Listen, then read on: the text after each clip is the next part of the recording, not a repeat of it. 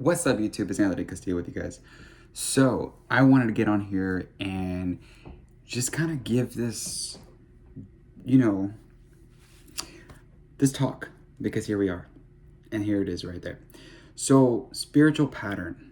Now, this all relates together with spirituality and what patterns are, right? So, we know what patterns, right? When we look at a pattern of object or either a clothing, a pattern of how we speak to certain people, what we see on the news, if there's a pattern in a person's like way of speaking, or we see the same anchor.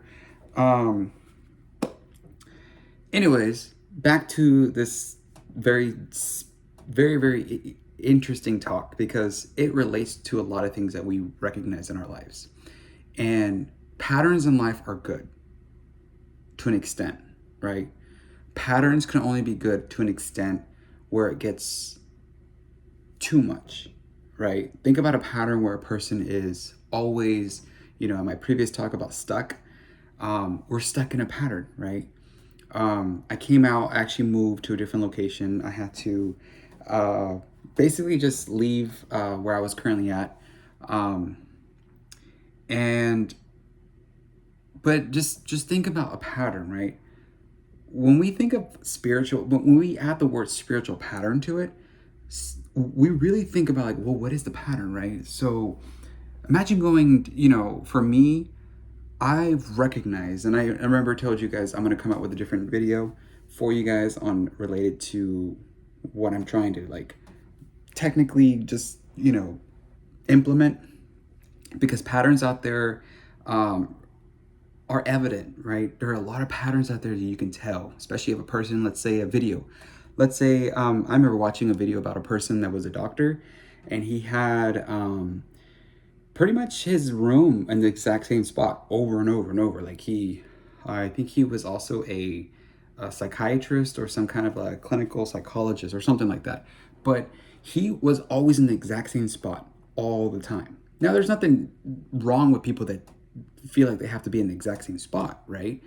And you often think like, well, he's at a computer and he's there the whole time speaking about, DSM-5, if you don't know what that is, statistical manual, always constantly there. And it's like repetitive constantly. It was just there. And I found it interesting I was thinking like, well, is that based on his talk, was it meant to clinically diagnose things? I don't know. Remember, this channel here though is for educational purposes. Okay, just specific educational purposes, just to kind of give us more of a critical environmental awareness as well.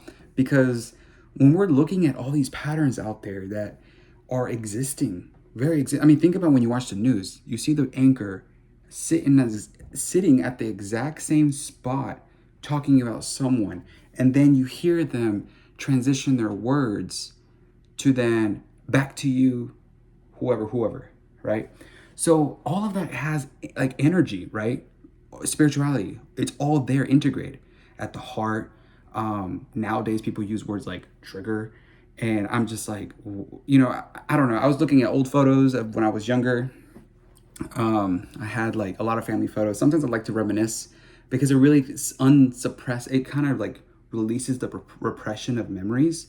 And if you are looking at some of my Instagram photos, there's actually several techniques out there for in psychology research that when you look at old memories of your youth, and then you understand where your youthful consciousness was not in the same frame of mind, right? It often wasn't there. It wasn't like, oh, I got to be on YouTube.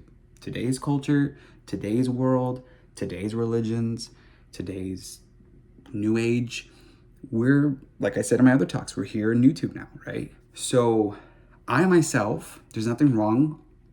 I mean, I'm at this point already, right? I'm here leaving behind for maybe the younger ones. My brother's having a son. Him and his wife are going to have a son. Who knows? Their kids. I'm going to be younger. I'm going to age. I'm going to look back at this and say, you know what? I found it interesting, right? When I'm connected spiritually and I'm realizing my end of life cared for my own self, right? Therapeutically, and just realizing that I'm leaving all of this behind just because it's who I am, right? Well, I want to be able to remember one of the most deepest things about me, especially from an authentic level, that coming from a place in my heart, there was never these patterns that I developed. I just recognized that when a pattern was just so intuitively detrimental, I just know deeply that I'm grateful that I'm not stuck in an intuitive pattern, right? And sometimes, those patterns don't necessarily have to come in the form of an object, right? Remember epistemology? It can come in the form of an emotion. When an emotion is like just detrimentally, like, I don't even know this word. If the pattern is an emotional pattern that is so chronic, I don't know if someone needs to go get help. But anyways, it can get too much when an emotional pattern, especially as it relates to spirituality, is consistent and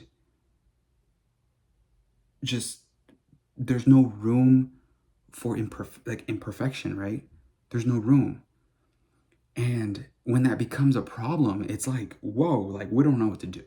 But the purpose of this talk is to kind of just recognize that spiritual patterns, um, let's check in with ourselves. Are we being persistent? Are we understanding that we're cutting those patterns that that are wrong for us? Because if we catch ourselves sometimes realizing that even in relationships, for instance, we think that we're talking to someone and we're realizing too much of the pattern has been with this person for too long. Now, family members can be different. I respect all other people that have different perspectives on family. But myself, all families are not perfect, but there's some level of, communication there still. And but in terms of like people that you don't know or people that you thought you knew for so long or just met like for about 3 months, maybe at work, remember my other talk about workplace, for just a matter of time. But if there's a chronic pattern there that you feel knowingly in your heart that it's just too much, finding ways to understand this spiritual pattern is learning how to self-manage yourself rather than letting someone else manage the situation, right? Because you self-manage yourself is where you become more integrated in your value, right? My previous talk about value is because not everyone's going to have the same thing. Like at this time, I don't even know what time it is. It's probably what, like 9 o'clock, 9:09 probably. But just think about like realizing that at this time, me making this video, someone else is probably doing something else, watching TV, probably having a different type of energy system there emotionally that is either, with their partner or probably checking emails or so all of that stuff that's happening out there, me while doing this right now, recording, that energy system are it's just like we know. We just genuinely know. It's like, people sometimes work from 9 to 5, right? Or probably are on 24/7. Do you remember my last talk about the gene one? Well, emotions are there and the patterns are there. We have to find ways to break those patterns when they're not healthy anymore. So kind of wanted to leave you with that one. I am going to be posting more videos. Hopefully you guys are enjoying some. Hopefully it is kind of like resonating with you and kind of breaking some of that. If you are stuck in certain situations where it's like, okay, people are always talking about just, no, there's nothing wrong. Trust the universe, right? I genuinely believe that. Trust the universe, trust God, for me, I have faith. Now, those patterns could be good, but when they become a pattern of outside that, I mean, I can make a whole list of what I can talk about, but I ain't got time for that. But anyways, remember to subscribe and I'll catch you in the next one.